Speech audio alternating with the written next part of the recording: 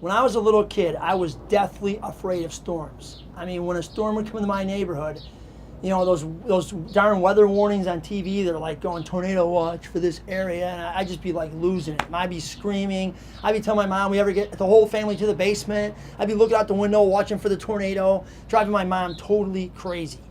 Well, my Uncle Bud, who was actually my landlord that lived below us, we had lived in a 2-flat, you know, he was a kind of a tough guy. And so one day a storm was coming to our community, and it was just, you know, pouring, lightning was flashing. I was doing my thing. I was freaking out. And so I started to run down the stairs past my Uncle Bud's apartment to get down to the basement where I could just hide out and freak out and scream and carry on. And I used to work with my sisters and brother. It was terrible. My Uncle Bud sees me running. He grabs me and he holds me tight and he carries me out the front door into the front yard in the middle of the storm.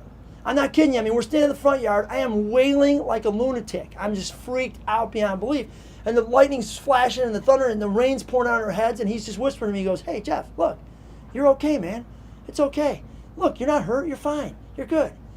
And sure enough, little by little, I found myself going, it's true. I am fine. I stopped screaming. I started looking around. And I actually was quieted for the first time in my young life in a storm. It's a pretty genius move by my Uncle Bud to take me out into the storm. You know, when you're in a storm in your life, who quiets you? Where do you run to find peace in the storm? You know, who do you go to get wrapped up in those strong arms and just go, okay, I can be okay. This storm's not going to kill me. You know, do you feel the strong arms of God around you in the storm, or do you feel like God has completely left you when the storm is all around you? Are you like me as a little kid, just freaking out instead of just quieting yourself and resting in the arms of your God?